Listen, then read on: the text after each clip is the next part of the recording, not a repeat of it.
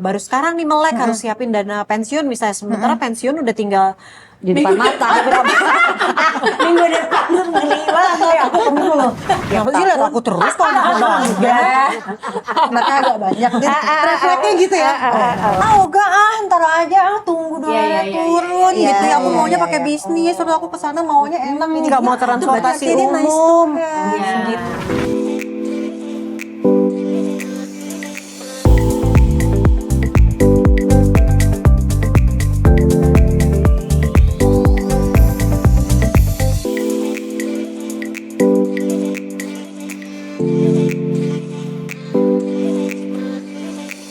Hai Sweet Moms.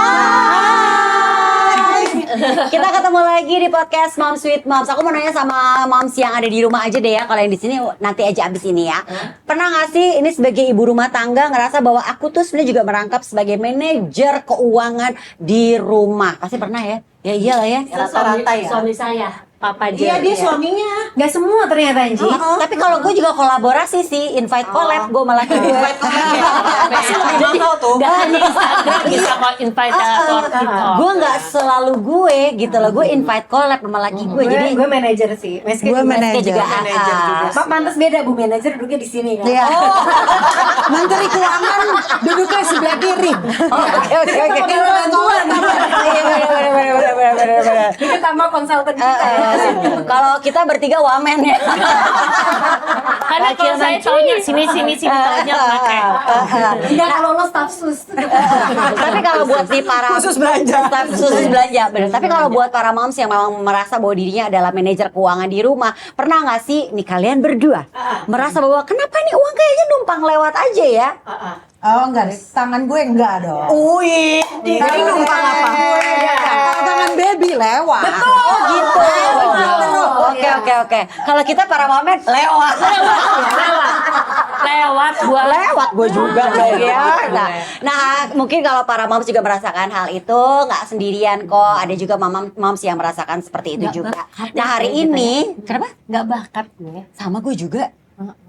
Gue Jangan ngajak-ngajak gue. Gue tuh mulai mikir ya, kalau lo masih ada bakat nyanyi, gue masak nggak bakat masak gitu kan ya, nyanyi nggak bakat, nyimpan uang nggak bakat, jadi apa ya? Bakatnya beli-beli. Asli lo gue. bakat. Oh iya deh, Iya, oke deh. Nah hari ini kita akan ngobrol-ngobrol sama penyelamat dompet para moms. Ada Prita Gozi. Aduh, aku temenan sama Prita Gozi aja bermanfaat nih kayaknya. Sama mereka kadang suka nggak bermanfaat. Begitu ya? Namanya pertengahan ya. Iya. Tengah ya. Hai Prita, apa kabar? Alhamdulillah baik. Sehat-sehat ya? Sehat-sehat. Sehat. Indeks ekonomi kita tetap sehat? Harus jangan ditambah-tambah ya. Karena aku lagi ke-trigger banget gara-gara Australian dollar itu naiknya 18% KNG. Emang ada yang tinggal di Australia? Ada anak aku. Wow, Islam. Anakku tahun depan. Anakku masih 1 tahun lagi. Oh no. Semangat ya Arzi. Iya. Anakku yang baru masuk tahun depan. Bilang Bevan bisa nggak? 3 bulan lulus. Tahun depan 20. Iyalah. Nah, makanya lo tuh justru ngobrol sekarang. Antisipasinya apa nih?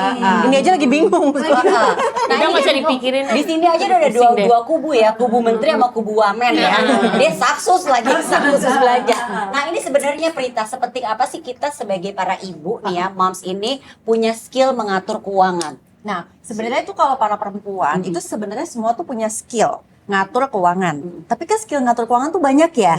Pertama, dia punya skill untuk how to shop. Spending gitu kan. Ada bakatnya. Jadi spending tuh juga ada ilmunya, smart spending. Gimana caranya supaya apa yang kita beli tuh emang bikin kita happy gitu kan. Itu sebenarnya ada ilmunya. Terus yang kedua adalah kita mesti bisa invest or save lah namanya gitu. Jadi yang kedua itu tuh sebenarnya gimana caranya supaya uang yang kita hasilkan hari ini tuh nggak habis semua di hari ini. Nah yang ketiga itu Tapi adalah besok. jangan. Cuma beda sehari. Nah yang ketiga tuh biasanya adalah kayak kita ngomongnya donating. Jadi kayak misalnya tuh kita sharing gitu ya. Jadi kan kadang-kadang apa yang kita hasilin kan nggak semuanya kita nikmatin sendiri ya. Iya. Kadang-kadang kan untuk keluarga besar Iya. atau misalnya ya macam-macam lah gitu, community dan lain-lain. Nah, dari 3 itu sebenarnya perempuan tuh kalau bisa sih ngerti semuanya. Nah, kalau yang terakhir itu ada lagi sebenarnya namanya earning money. Nah, menghasilkan juga. Earning money ini yang mungkin untuk sebagian perempuan yang memilih untuk menjadi full time di rumah, itu yang sebenarnya mungkin skillnya ada, tapi lagi nggak dipakai aja. Iya. Sama gue juga Belum percaya. tumbuh skillnya. Iya, gue percaya setiap belum orang sempat setiap sih. perempuan pasti punya tuh bakat earning tuh sebenarnya. Sebenarnya bisa, sebenarnya, tapi kan ada yang memang nggak mau, ada yang mungkin memilih untuk belum dulu, kan macam-macam. Tapi in this economy, kalau boleh Prita saran ya, coba digali-gali dikit deh gitu kan, si earning money. Walaupun nggak semuanya harus jadi full time worker ya, tapi paling enggak tuh kita tuh juga ada lah gitu ya, gimana caranya supaya ekonomi keluarga kita tuh lumayan baik-baik aja lah, kira-kira tuh gitu. Tapi kadang-kadang kita perempuan itu nggak punya skill untuk ngatur keuangan, tapi harus ngatur. Nah, Gimana itu tuh? sebenarnya harus jujur. Jadi, udah pernah dengar yang namanya money personality belum? Belum. Nah, jadi kita tuh sebenarnya kita nih itu terbagi menjadi 7 kepribadian. Coba dijambrengin. Satu orang terbagi 7. Tidak. Ada 7 macam. Kita salah satu di situ. Oke. Coba Oke, dijambrengin 7. satu-satu. Yang pertama, ini adalah tipenya namanya indifferent to money atau money avoiders. Ciri-cirinya Ada begitu ya? ada. Ciri-cirinya gini. Belum pernah dengar. Kita ngomongin uang yuk mama gitu. Terus nanti mama gini, aduh ngapain sih, aduh mumet deh gitu kan ya. Oh iya dong ma, kan yang namanya anak itu kan mesti dipikirin dana pendidikan dan udah Aduh, lah ya, jadi anak udah mama mau juga pusing. semua anak ada rezekinya. Hmm. Ciri-cirinya basic gitu. Itu avoider. Itu avoider. Jadi setiap ada percakapan tentang uang, dia avoiding. Oke. Gitu ya. Itu ada bagus ada enggaknya. Oke. Yang kedua itu tipenya namanya money vigilance. Nah, money vigilance ini terbagi 2 lagi. Money vigilance tuh kira-kira gini. Nih orang itu tuh sangat berhati-hati tentang uang. Bisa jadi 2. Pertama, compulsive saver, nabung, Nggak spending ya. nggak spending gitu ya. Atau yang kedua, dia tuh bener-bener yang kayak kita bilangnya tuh bahkan bukan cuma nabung aja ya, tapi dia tuh bener-bener kayak terlalu ketakutan. Biasanya Dikekep gitu tuh duit ya, takut Iya, habis iya. banget ya. biasanya orang ini itu dulu masa kecilnya tuh malah mengalami hal yang nggak enak. Iya. Atau Ada mungkin trauma melihat ya. betul ada keluarga yang mungkin kayak tipu atau apa macam-macam. Jadi akhirnya dia very very vigilant. Terus yang tipe ketiga nih namanya money status. Money status. Coba dipikir-pikir ya, apa jangan-jangan ada di bagian situ nih? Apa tuh? namanya Gimana? grup kita yang di sebelah. Penjabarannya. Money status cuma terbagi 2. Jadi money status itu yang pertama dia disebutnya tuh saver splurger. Jadi lu tuh jago banget nabung, tapi jago banget spendingnya juga. Wow. Oke. Ya ada sedikit ke arah situ. Ada satunya lagi. Jabarin lagi. Yang satunya Coba. lagi adalah compulsive spender. Jadi emang si orang yang money status ini itu nganggep uang itu emang mesti dihabisi. Uang Biar itu- nggak mubazir. uang itu tuh dinikmati. Mungkin Ngapain sih? Karena nggak dibawa mati. Nah, yang kayak gitu. Ekonomi ya. Udah gitu belakangan lagi sering banget muncul di Hidup itu untuk hari ini. Besok kalau hidup lagi, iya. lagi sering muncul di timeline gue apa gini. Lo ngapain lo nabung-nabung? Lo emang mau jadi orang yang paling kaya di saat lo mati? Gimana sih gitu kan? Ya, kira-kira gitu. Something like that gitu. Kira-kira kayak gitu. Nggak salah. Iya, money status gitu Iya, kan. iya, Nah, money iya. status ini tuh biasanya ciri-cirinya tuh temennya banyak. Oh. Karena dia tuh disukai banget gitu. Karena dia Seneng spending banget terus. gitu kan. Dia tuh nggak kayak pelit banget sih lo, nggak gitu kan. Jadi kan kayak emang orang seneng lah deket-deket sama dia gitu kan. Terus yang terakhir itu namanya adalah money focus. Fokus, oke. Jadi money oriented banget. Nah, ini kebagi 2 lagi. Yang satu dia tuh kayak bisa dibilang compulsive saver. Jadi dia tuh Hampir sama yang atas tadi ya. sebelumnya ya. tapi beda. Kalau misalnya yang tadi itu compulsive savernya itu dia bener-bener apa-apa cuma ditabung-tabung aja. Kalau yang ini itu tuh dia bener-bener tuh kayak kerja buat ngasilin duit, Menghasilkan kerja uang buat banyak. ngasilin duit, kerja workaholic. ya. Tapi uangnya tuh duitnya diapain? simpan gitu. Nah, duitnya itu dia bisa simpan, tapi dia tuh idenya tuh ngegedein duit. Kalau yang tadi tuh idenya ngepeng duit. Bedanya gitu. Buat Bedanya di situ. diputerin Dia macam-macam lagi gitu istilahnya ya. macam. Beda harus beranak Betul. ya. Nah, terus yang terakhirnya itu di bagian si money focus itu adalah the gambler. Bukan dia tukang judi, bukan. Tapi dia sangat spekulatif. Jadi dia tuh pokoknya kayak berani banget ngambil resiko dan sebagainya. Untuk ngegedein duit. Exactly. Nah, sekarang pertanyaannya sebenarnya siapa sih yang paling bahagia di antara 4 itu? Iya. Oke. Di antara 4 itu jujur yang paling bahagia itu adalah si money status. Iya kebayang sih, ya kan? Anda bahagia, kita bahagia kan ya? Kebayang Ngeluarin tapi ya duit karena aja. kompulsif ya, iya. Nggak akan terbagi dua juga tadi manis Iya. kan? Iya, benar. Terus Pasangan ya mungkin yang nggak bahagia. nah itu dia pada saat orang udah berpasangan, kan pertanyaannya pasangan kita masuknya yang kemana Mana? nih? Oh iya tergantung Iya nggak pasangan, sih? benar. Benar. Sevisi apa enggak nih ya? Paling susah itu sebenarnya kalau yang satunya itu adalah money avoiders, sedangkan yang satunya lagi money status. itu adalah money fokus. Oh, money focus. Kayak yang satu tuh kayak bodo amat, diajak ngobrol, nggak mau. Yang satu lagi tuh fokusnya uang banget. Nah biasanya akhirnya yang kayak gitu, akhirnya memilih ya udah deh, saya aja yang jadi manajer keuangan dalam rumah tangga. Terus si money fokus itu, terus ya si money avoider itu atau si money status itu, ya udahlah aku dijatain aja gitu. Bahayanya apa? Iya kalau masih bisa ngobrol, kalau enggak berantem.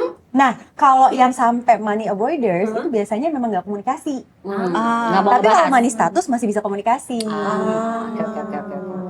Jangan-jangan kita kayak menarik. begitu ya, Ja. Kalau gue sih dari sebelum nikah udah sepakatin bersama siapa yang Oh udah iya, ngobrol Kalau sebelum nikah. Gue malah nggak ada kesepakatan. Sama, Pokoknya ya gue udahlah juga. duit kamu aja deh. Pokoknya rekening ke kamu, kamu aja yang atur gitu. Jadi nggak ada kesepakatan nikah nanti ABC enggak sih, nggak kaku. Mungkin kayak kan gitu. waktu nikah suami gue udah S2 ya, jadi Iya benar. Jadi nggak ada pengalaman ya. S2. Iya. Kan? Iya, Jadi iya, gue benar, merasa benar. duduk manis. Tapi berarti untung baby nurut ya. Nurut. Ya bisa jadi juga karena memang dia memang nggak suka aja gitu ngelola Iya. uang. Tapi kasihannya adalah aku suka nggak tega. Jadi dia tuh kadang-kadang sayang transferin aku dong, aku pengen jajan. Sayang transferin aku. Macam Bambang yang minta Iya, ya. mama aku mau bayar listrik. Sayang ini ya, aku mau beli Oh, whey dia protein. bener-bener full. Zero. Oh, Jadi, kalau Tapi gue nggak punya- gitu ada sih. tabungan tapi kan. Ada cuma Iya. buat jajan-jajan online lucu. aja. Jadi gue kadang-kadang kasihan banget suamiku. Tapi kalau dia happy nggak apa-apa.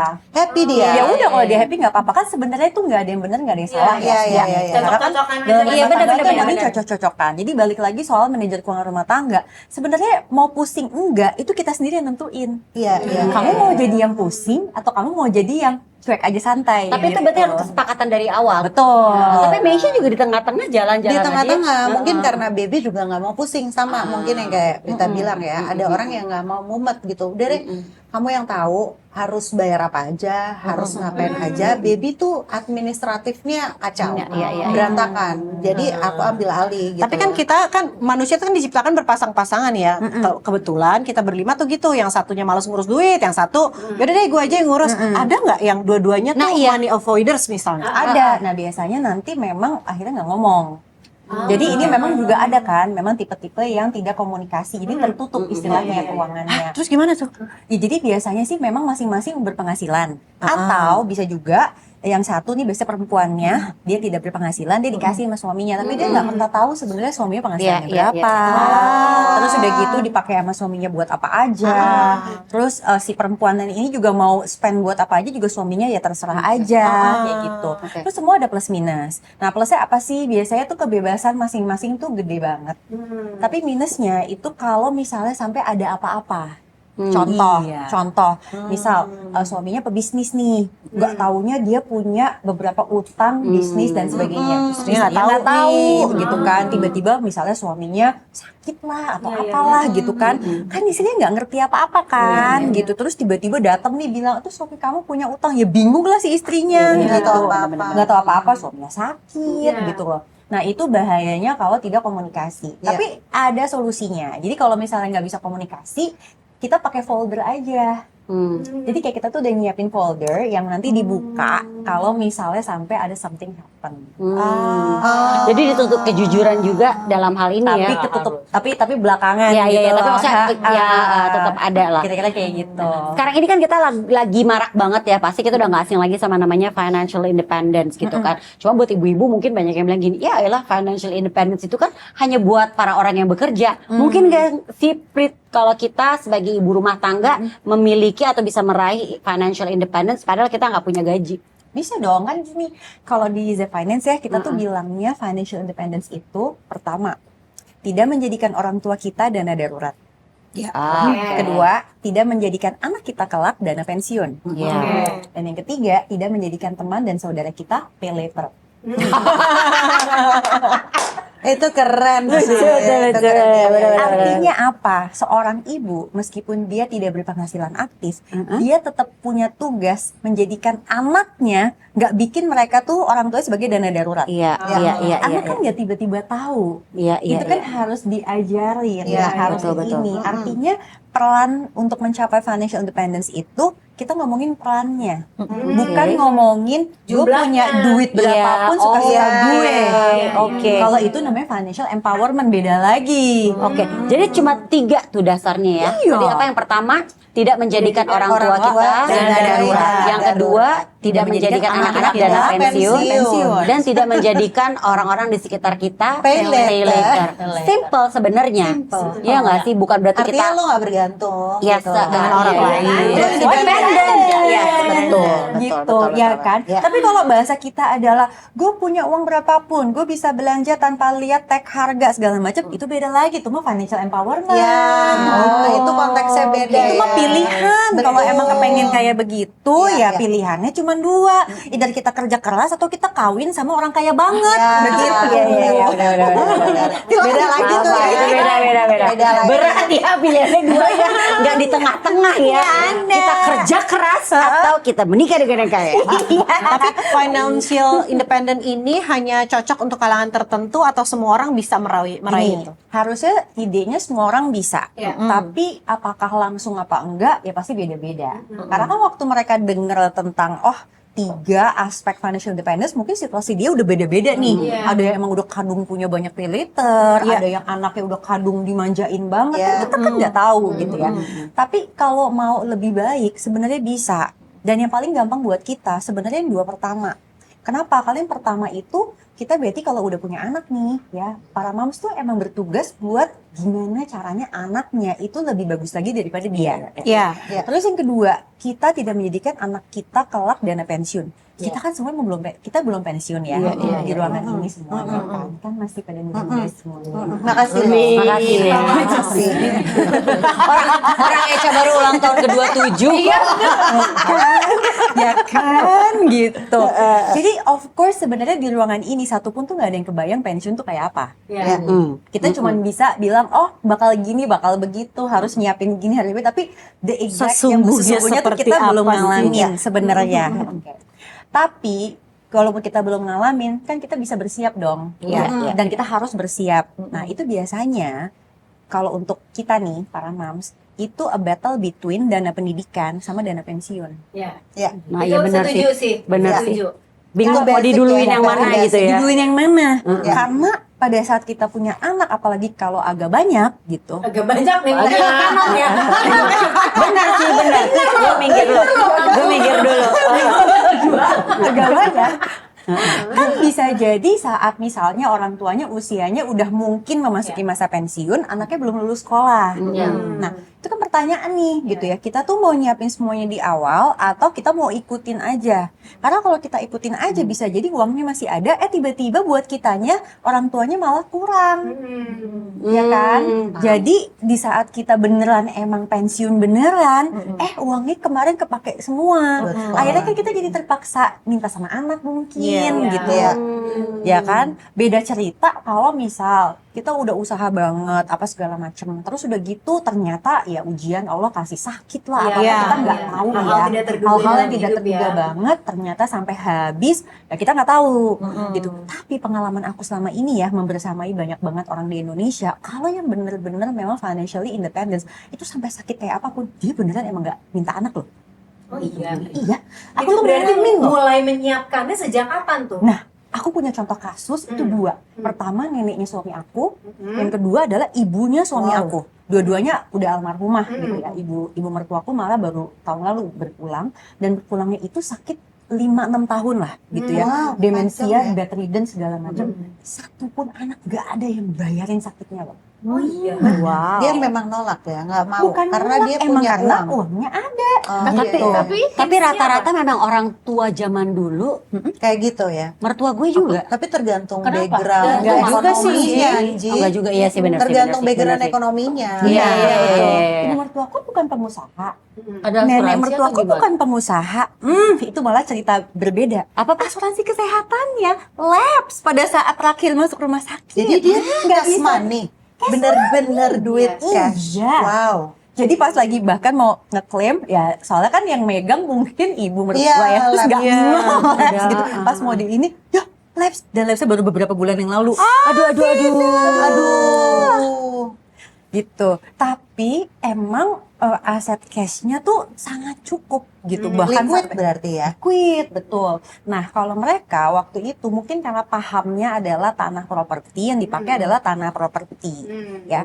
Lihat di belakang kita, jalanan apa ini? Matupang. Iya ya. TB Simatupang. Iya, geseran ke sana dikit gitu ketemu yang namanya Kebagusan ya. Nah, itu dulu ada banyak tuh tanahnya di situ. Tapi dari zaman Dahulu kala. masih lama. Iya, Masih betul, rawa. paham. Ya cuma kan sekarang jadi berkembang dan jadinya Betul, intisarinya menghasilkan. adalah sabar dengan investasi. Betul sih. Betul sih. Jadi betul benar-benar dijual itu saat benar-benar memang dibutuhkan gitu. Nah, sepanjang itu aku perhatiin memang dua-duanya karena aku sempat masih ketemu sama nenek mertuaku yang orang Jepang asli itu mah hidupnya sederhana banget. Maksudnya gini, dibilang nih ya orang hidup di bawah kemampuan finansial. Ya itu contohnya mereka. Kayak gimana sih Prit? Pengen tahu deh hidup di bawah kayak gitu. Contoh paling gampang apa ya? Ini kan Hidupnya ibu-ibu sederhana, semua, tapi ibu pasti semua banyak di sini kan investasi doyan gitu ya? doyan liburan ya semuanya. Ya. Gampang aja misalnya mereka tuh sebenarnya mampu untuk every trip itu pakai business class segala macam. Enggak. Kan sering ke Jepang. Kan dulu kalau ke Jepang. Enggak gitu. Jadi sebenarnya kemampuannya di situ, tapi dia pikir it's only 6 hours, 7 hours, masih sanggup. Yang biasa ya aja. udah, biasa aja. Tapi duitnya Gitu. dilarikan untuk investasi. Betul. Tapi cara Smart pola spender hidupnya pola hidupnya sederhana. Betul, betul. Kayak baju-baju ya. Itu aku lihat nenek mertuaku itu jahit sendiri. Iya. Mungkin Selain sederhana, nggak ada ya. rajin. Iya. Sederhana, rajin menabung dan rajin menjahit. Aku beneran loh, aku nggak bercanda beneran. Iya. Jadi beneran. Mamiku gitu. Jadi pengumpul batik dong ya. Terus nah ini juga nih smart shopping. Jadi ibu-ibu itu bukan nggak boleh shopping, tapi shoppingnya itu barang-barang berkualitas value.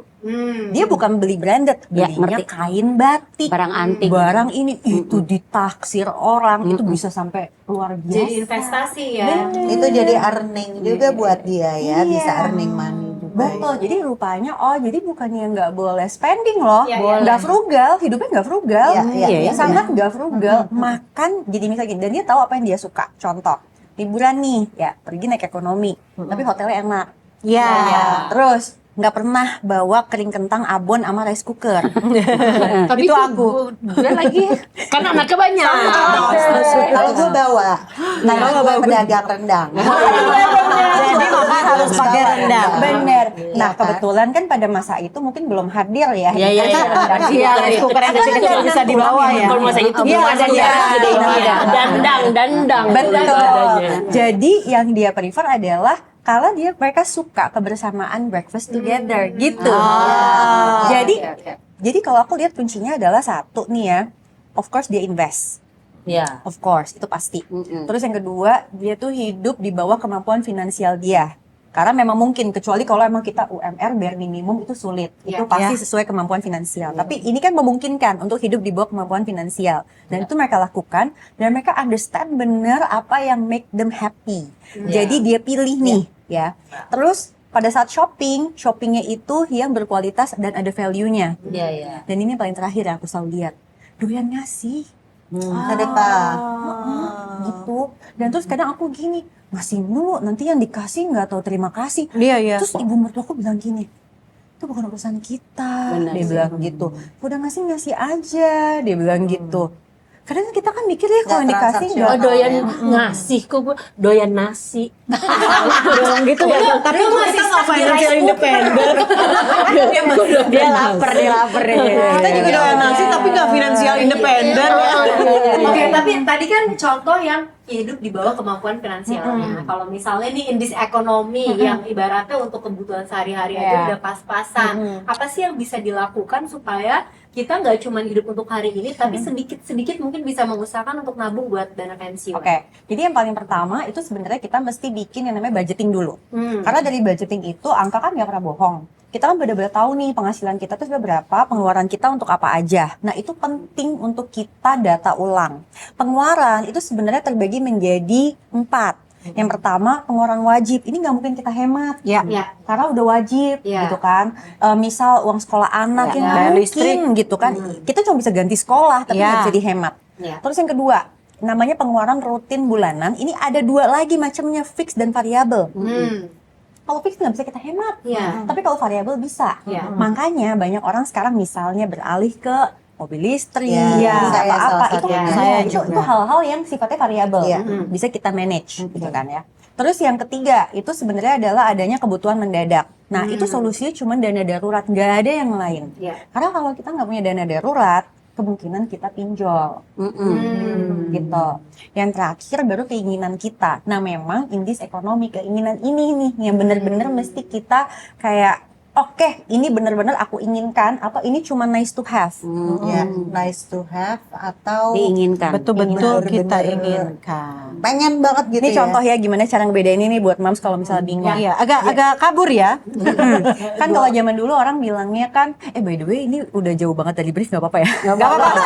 Nggak apa-apa, nanti yang pusing editor. Semangat ya. Jadi sebenarnya ya pengeluaran kita nih di rumah tangga itu tuh kalau zaman dulu kan kenalnya primer, sekunder, tersier. Ingat nggak zaman dulu di sekolahan? Sekarang tuh udah enggak. Kita tuh nyebutnya must have, should have, could have, nice to have. Must have, should have, must have wajib, should have. Itu kayak Sebaiknya kita tuh punya. sebaiknya punya. Ya. Terus could have boleh, itu buat ningkatin kualitas hidup kita. Dan nice to have Itu nggak penting. itu sebenarnya nggak penting, cuman bikin kita happy banget gitu. Ngerti ya Mami? Boleh, Ngerti ya? Kak. Ngerti, Mami ngerti. Mami yang Apa masih keempat samar dulu juga? kayaknya ya Mami ya. Nice to have juga nih ya. Cakep nih, cakep. Cakep nih. Boleh to have tuh boleh lah. Punya lipstick merah mungkin boleh Mi, tapi punya lipstick merah 10 tuh Nggak perlu. Nggak perlu sih. Nice to have. Iya. Kalau gue hubungin nice to have, that's why I should have. Langsung pindah. Benangnya. Langsung pindah. Boleh. Jadi must have itu adalah hal yang harus kita keluarin. Kalau kita nggak keluarin itu, kita nggak bisa hidup. Makan. Nah, ini contoh ya buat moms yang merasa generasi sandwich, itu kan juga kadang ngasih ke keluarga ya. Nah, pertanyaannya adalah, kalau kita ngasih keluarga, itu dia hidup nggak? Kalau dia sebenarnya nggak kita kasih, dia masih hidup tuh baru nggak must have loh. Misal, bayarin dong cicilan motor. Ini kan mom sweet mom sugi-sugi semua. Gimana sih gitu ya? Masa kasihan nggak ada keluarga kita yang motornya nggak punya gitu. Itu kan nice to have aja. Nggak punya motor juga bisa hidup gitu loh. Naik Gojek lah. Betul. Tapi kan kalau misalnya kayak obat atau apa, ya itu Iya, must have. Iya. Ya, Oke. itu yang piramid paling bawah. Ya. Should have. Harusnya tuh kamu punya. Contohnya buat kesehatan. Terus buat pendidikan. Inget loh, ibu-ibu ya, moms itu tuh mesti upgrade diri terus. Jadi supaya kita again kalau tiba-tiba butuh earning money, kita udah siap. Iya, Ya nggak iya. sih? Itu kan tetap ada uangnya kadang-kadang. Terus misalnya buat ibadah religi yang kayak gitu-gitu, itu kan something yang you should have lah, gitu lah kira-kira gitu. Naik lagi, nah ini dia nih, could have. Ya kalau ambil contoh paling gampang biasanya adalah orang suka bilang Ya kalau nggak ada tas kita nggak sama dompet. Dompetnya mana? Ada kresek, ada kresek. Oh, iya. ada yang shopping bag, tahu ada yang shopping bag? Shopping bag, kresek. Iya, yang mahal itu. Nah ini paling gampang aku tuh biasanya, tau gak sih zaman sekarang tuh suka dibikin ya kayak Instagram atau TikTok gitu kayak mending gini daripada gitu. Nah, sekarang kalau kita pakai kayak misalnya apa ya yang streaming musik, langganan apa enggak?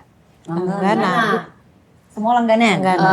Nggak perlu sih. Nggak tahu. Kalau aku perlu, aku benci banget soalnya kalau Iklan. tiba-tiba denger Dengerin iklan. iklan. Iya Nah, sih. jadi kalau aku perlu. Kepotong ya? Kepotong. Karena buat aku itu ternyata naikin mood. Jadi cara aku naikin mood setiap aku mau workshop atau apa tuh aku dengerin musik dulu. Jadi for me it's very important. Iya. Tapi mungkin untuk orang lain enggak. Enggak, Ya iya, udah berarti itu could have-nya gue, dia enggak. Nah, kalau nice to have beda lagi. Contoh.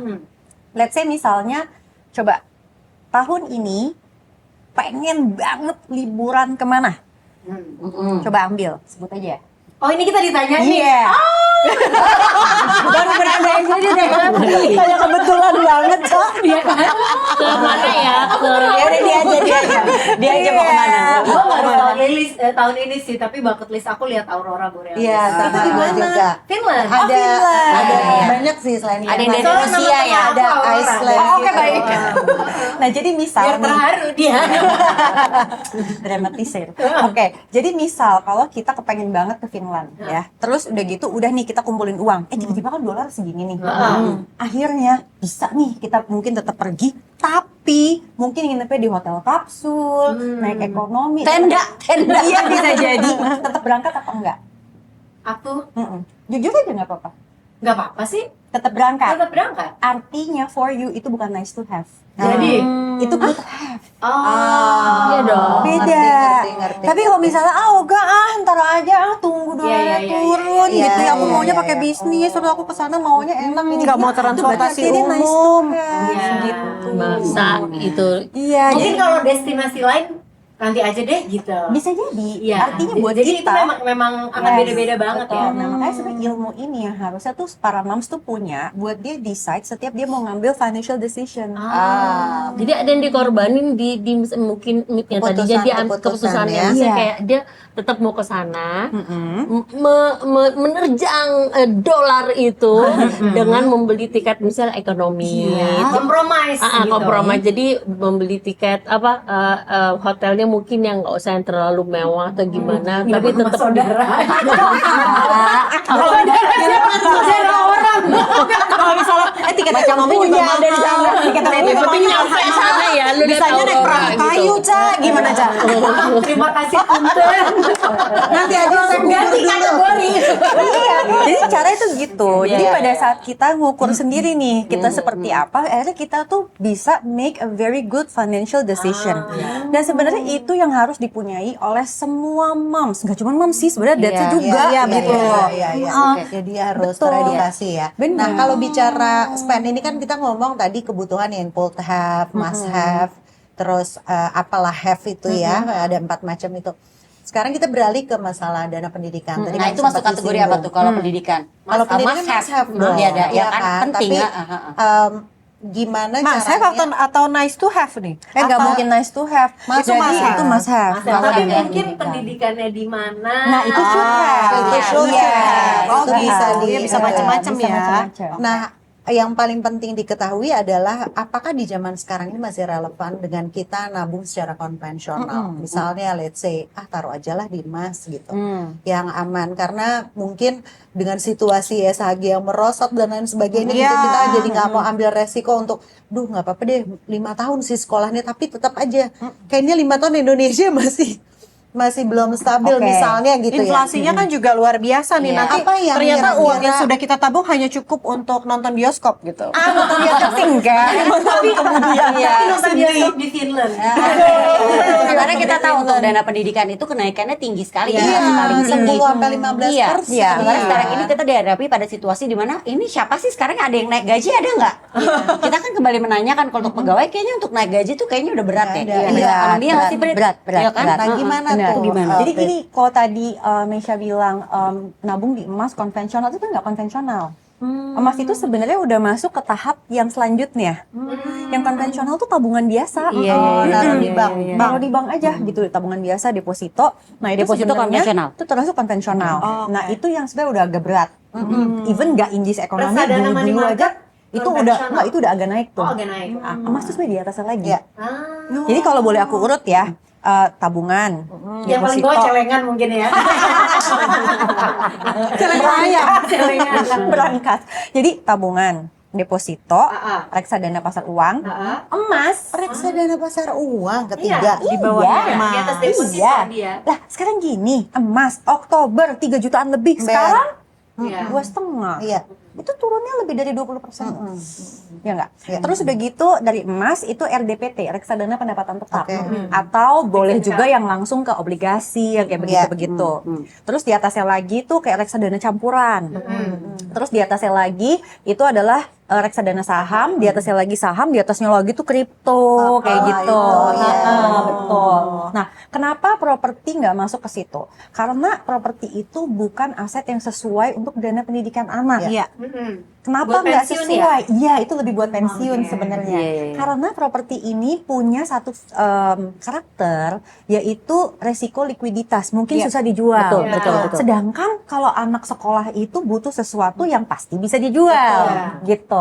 Itu sebab kalau properti bukan nggak bagus, tetapi bukan untuk dana pendidikan. Untukannya beda. Untukannya beda. Nah, sekarang kita kan bicara dana pendidikan. Terus udah gitu gimana nih? Sebenarnya gampang aja. Kalau untuk urusan TK, SD, SMP, SMA, itu biasanya kan orang berat di uang pangkal. Iya, iya. Nah, itu sebenarnya pakai satu aset aja nggak usah ribet. Satu Misal, satu aset aja nggak usah sampai ini nggak usah. Iya. Itu tergantung berapa tahun lagi sih mau dipakai, berapa tahun lagi sih. Emas sebenarnya harus minimal di hold 5 tahun. Oh, berarti cocok kalau untuk 5 tahun peruntukannya ya. Ya. Nah, sekarang mungkin nggak emas dijual sebelum 5 tahun? Mungkin. Kayak misal kemarin, let's say misal gini nih, oh aku target uang pangkal, let's say ambilnya 100 juta. Iya. Terus ternyata belum waktunya anak kita bayar, nyampe nih 100 juta. Ibu-ibu tuh suka nggak mau jual. Nahan. Tahan aja, ntar juga naik lagi, gitu-gitu segala macam. Padahal kan udah nyampe maksud tujuan kita, gitu ya. Kalau udah nyampe nggak boleh rakus, dijual. Iya. Komit jadi maksudnya. Iya, nggak boleh karena udah nyampe tujuannya. Nah, abis dijual, taruh di mana nih biar aman, nggak kepake. Iya. Oh, reksadana pasar uang misalnya gitu, Oke. gitu ya. Nah, terus lanjut lagi saham. Ada yang pakai saham nggak sih gitu kan ya? Mungkin ada, tapi itu sebenarnya risiko tinggi banget. Iya. Oke, jadi itu bisa 2 cara. Misal sahamnya yang ngasih dividen tiap tahun. Oh, berarti dia duitnya udah banyak banget tuh. Jadi dia hidupnya dari dividen aja. Iya. Itu mungkin aja tuh kayak gitu. Jadi anaknya misalnya rada banyak. Terus udah gitu tiap Kenapa sih liat aku terus kok anak banyak? Anaknya agak banyak deh. refleksnya gitu ya. Ya habis lebih enak. Jangan ngambek. Jadi misalnya, oh habis bayar uang pangkal, setahun kemudian atau 2 tahun kemudian udah bayar uang pangkal lagi.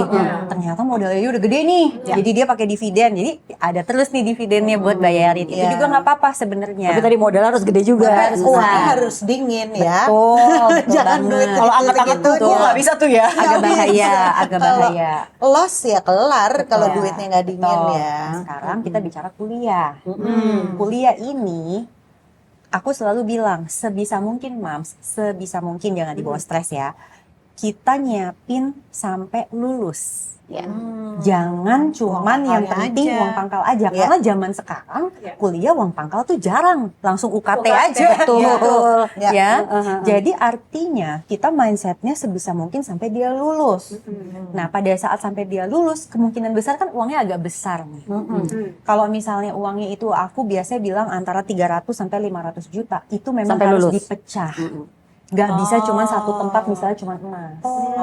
Karena kalau kayak sekarang tiba-tiba Tiba-tiba. begini, ya gimana gitu. Nah, aku ambil contoh diri aku sendiri karena anak aku kan sekarang emang sedang kuliah nih, gitu ya. Programnya yang dual degree. Di Jogja udah selesai, sekarang lagi ngelanjutin di Australia. Si Mas nih. Jogja udah aman, udah lewat juga, rupiah doang, gampang. Oh, ngomongnya. Jogja soalnya nggak pakai dolar ya. Enggak, di desa soalnya. Terus bukan desa situ, di kota ya gitu. Nah, terus udah gitu ke Australia nih gitu kan. Ya kan kita kaget ya, tiba-tiba naik hampir 20%. Wah, untuk tahun depan, semester depan seperti apa? Nah, untungnya karena kita pakai portofolio, jadi ada yang berbentuk falas, ada yang berbentuk ini, sehingga kalau yang di sini lagi drop, oh falasnya nih yang naikin. Itu kenapa harus berbentuk portofolio. Jadi balik lagi ke pertanyaan Misha, masih relate nggak sih kalau kita konvensional biasa? Jangan kalau untuk kuliah, gitu. Oke, jadi tergantung jangka waktu, tergantung peruntukan, dan sebaiknya jangan ditaruh di satu keranjang lah. Oke. Keranjang kuning terus juga jangan. Itu lebih gak boleh. Nah, kalau buat ibu rumah tangga nih, klien ibu rumah tangga, berapa rasio dana darurat yang ideal gitu dari sumber penghasilan? Misalnya kalau tunggal ya, cuma dari suami aja gitu. Itu gimana? Sebenarnya itu bukan masalah dari suami atau enggak dari suami, karena itu sebenarnya Kayak masalah kebutuhan. dari suami orang itu. Gitu, jangan sampai ya Allah. Jadi kalau misalnya terus ingatnya keluarga. Tanggungan. Jadi kalau misal dia nih satu keluarga itu isinya 4 orang, ya berarti kebutuhan dana daruratnya udah masuk ke 12 kali pengeluaran rutin bulanan dia. Nah, sekarang kan ibu-ibu banyak yang pusing. Lah ya gimana gitu misalnya untuk bulanan aja saya repot. Kalau gitu ngomong sama suaminya. Mas, ini kita gini-gini, nih mau gimana strateginya? Apa Mas yang mau kumpulin atau Mas mau titipin saya yang kelola? Itu kan sebenarnya cara berkomunikasi lagi gitu. Nah, yang agak repot kalau misalnya memang rumah tangga tersebut hanya satu sumber, terus Masnya nggak mau kasih gitu ya. Terus ibu-ibu ini mungkin udah bingung karena yang dikasih cuma cukup buat kebutuhan harian gitu.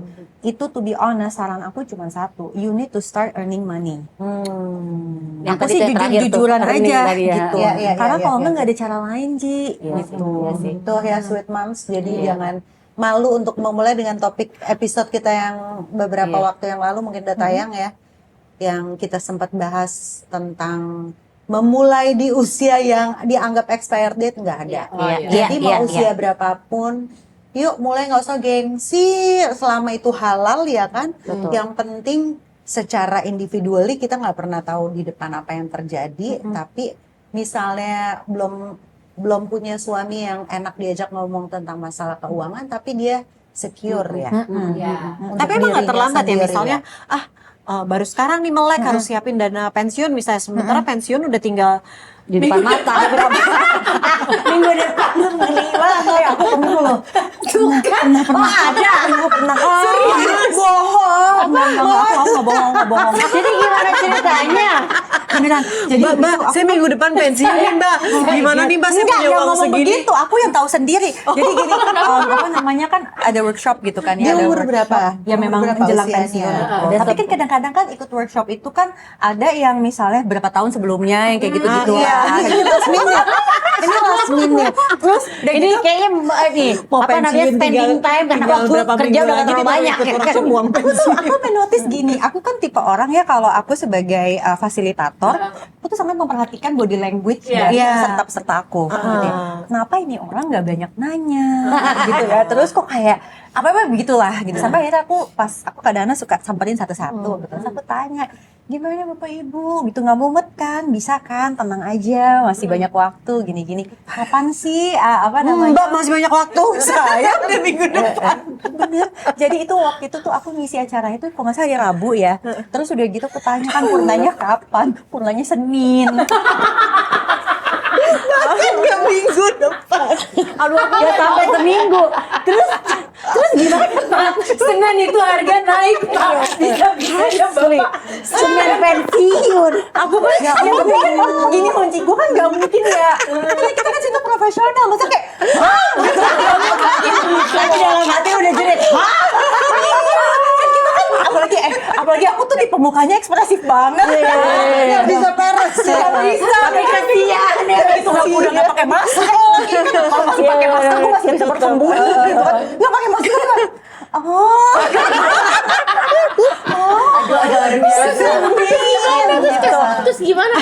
responnya? Akhirnya aku ajak ngobrol pas lagi break gitu ya. Akhirnya aku bilang gini gitu. Ya udah, Pak, tadi kan teori-teori itu kan banyak ya Pak ya.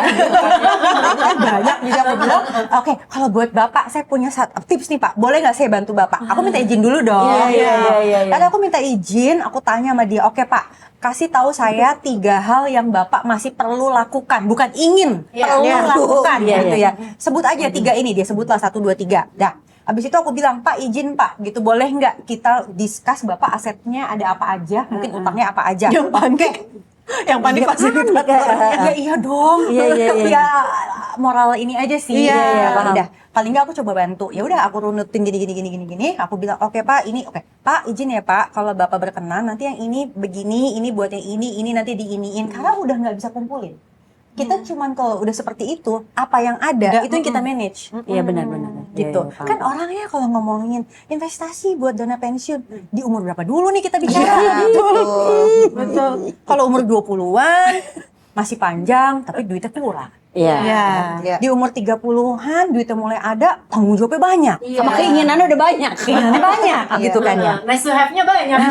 Gitu. Sebenarnya harusnya dikejar di 40-an. Oh gitu. Aku pikir mau udah telat loh. Iya, gue pikir di 30-an tadi. Belum telat ya. Oh, maksudnya Kelatan. Asal minggu depan sih Iya. Nah ini masih dalam rangka mempersiapkan untuk pensiun ya, karena kita mendapatkan angin segar umur 40 tuh ternyata waktu yang tepat ya. Nah tapi kan sekarang ini godaan-godaan nice to have itu seperti belanja di e-commerce itu kan sangat besar, ya kan nih? Aku tapi sekarang hemat loh. Gue udah gak beli baju merek-merek lagi. Kaos gue Iya, benar. Kaos gue mah sekarang 50 ribuan, 60 ribuan, bangga gue. Gak apa-apa ya. Ini tapi maksudnya memang e-commerce ini kan memudahkan kita belanja. Kadang kita jadi impulsif membeli yang kita nggak butuhkan karena lihat lucu, karena lihat murah, karena lihat lagi promo. Kalau ya. kata Noli karena ngeliat temen. Tapi menghilangkan stres. Biar udah murah tapi kualitas bagus. Dia nyalain gue nih jadi suka belanja. Ini gak ada lama nih, gak ada OTD mulu. Nah tapi kan ini kan konteksnya kita mulai berhemat lah ya untuk pensiun. Ada nggak sih cara detox finansial gitu? Wow. Iya kan? Oke, jadi sebenarnya Yang ini ada buka dua kafe hal. kayaknya. Ada 2 hal. Pertama adalah mereka yang memang secara mental itu ready. Nah itu bisa nih langsung aku kasih tips gitu. Tipsnya itu adalah ngebagi akun-akunnya dulu. Jadi kita tuh sebenarnya kalau budgeting tuh dibagi 3. Oke. Living, saving, playing. Nah ini ada di playing. Ini ada di playing.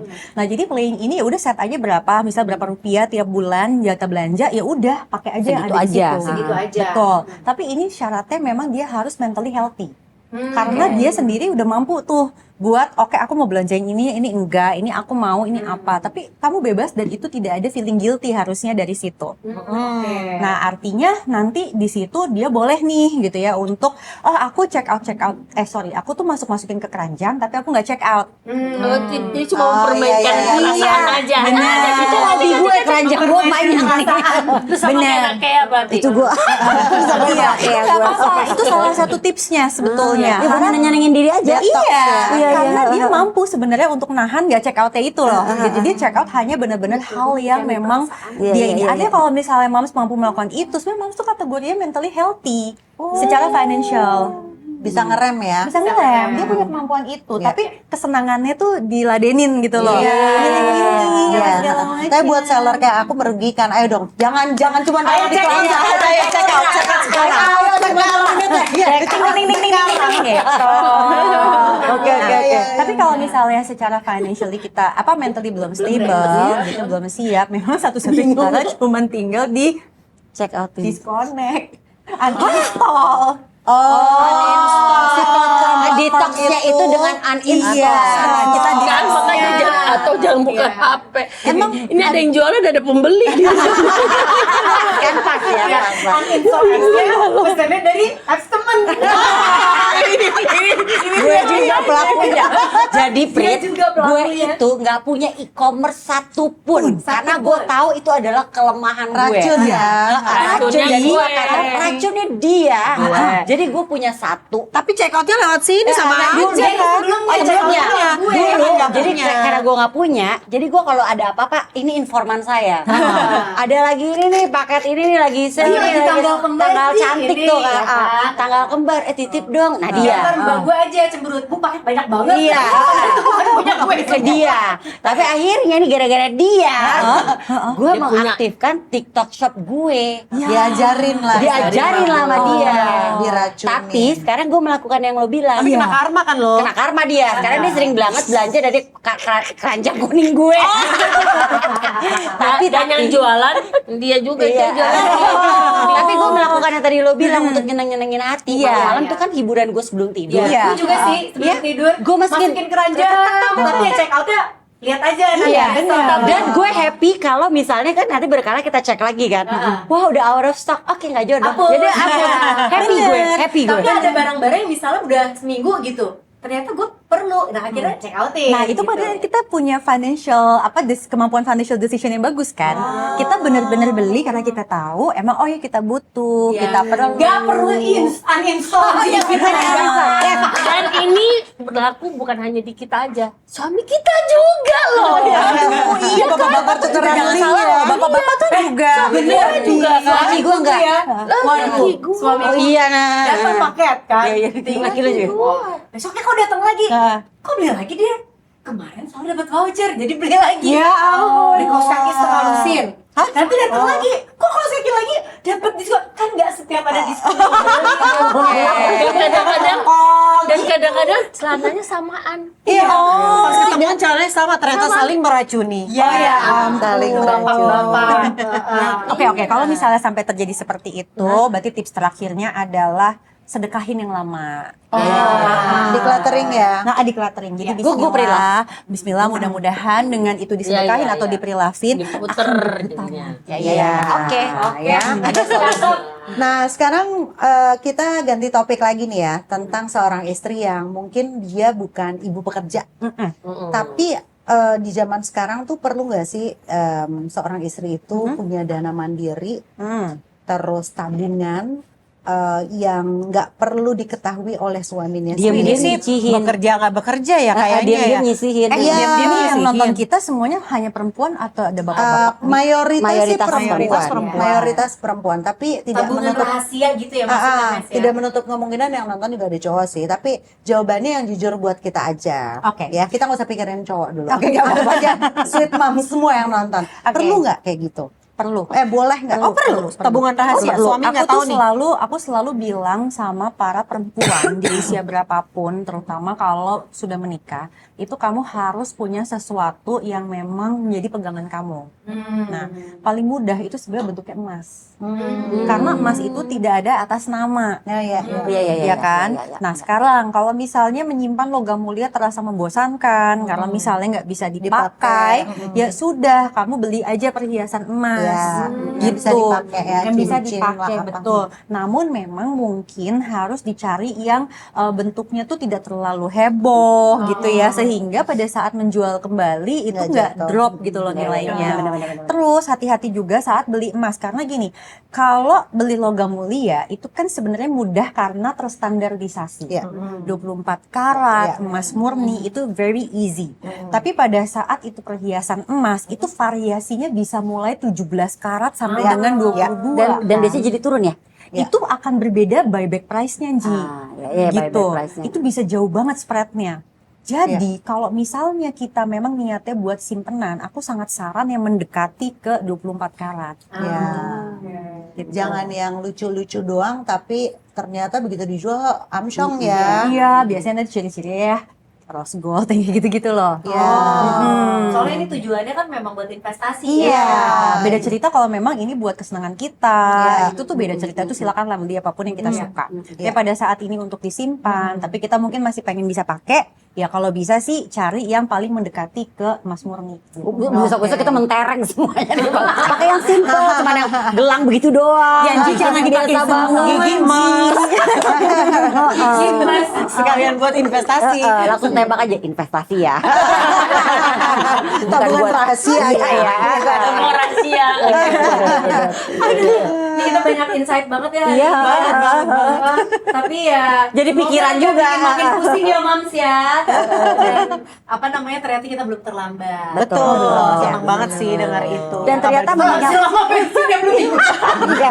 Tapi tadi menarik banget yang bisa kita jalankan sekarang ini adalah buat semua sweet moms adalah tadi detox financial yang ada beberapa cara tadi sebenarnya. Karena itu kan yang paling deket sama kita banget Iya. ya nggak sih? Iya. Itu bisa tuh dilakukan. Tadi ada 2 cara ya mana pilihlah yang paling nyaman. Iya, gitu. karena ngeri banget kalau sampai terjebak pinjol, Iya. ya, sampai terjebak dengan sesuatu yang merugikan cuma gara-gara impulsif ya. Iya, iya. Nggak apa-apa lah bayarnya Gara-gara nice nanti. to have. Nggak apa-apa. Oh ternyata masih ada saldo nih berapa 22 juta begitu bayar nggak mampu. Gitu loh. Kasian banget yang terjebak pinjol gitu ngeri ya. Betul. Cuma ada ART, ada Yes, supir, yes, yes. ada siapapun dan segala macam. Jadi salah satu tipsnya bisa dipakai tuh. Iya. Hapus, uninstall. Sama ini loh, ini kalau kita ngerasa bahwa ilmu ini buat cuma buat kita, ini enggak juga. Kita harus mulai mengajarkan kepada anak-anak kita juga yang udah mulai gede. Yes. Ini ngomongin soal tadi pinjol, pay later, itu kan harus bijak. Anak-anak kita harus kita ajarkan juga loh gitu loh, bahwa kalau emang nggak punya ya jangan dipaksakan Iya. gitu. Ya nggak sih? Betul. Itu ya kayak pay later, pinjol tuh harus dibayar loh gitu Iya. kan. Konsekuensinya ada kalau enggak. Jadi memang itu kita harus ajarkan juga buat anak-anak kita. Iya, ya. Segitulah episode kali ini. Iya, ya, Aku berasa mau loh. ngajak semuanya nih sama-sama biar inget lagi. Uh-huh. Kan kita tadi kan memulai dengan financial independence. Yes. Jadi kita mau ingetin lagi apa itu financial independence. Masih Oke. ingat? Ingat, Financial independence itu Ada 3. artinya Jangan tidak menjadikan orang tua tidak dana menjadikan darurat, dana. Tidak menjadikan anak dana pensiun dan tidak menjadikan teman kita pay later. Sampai ketemu lagi. Thank you, Prita. Thank you, Prita.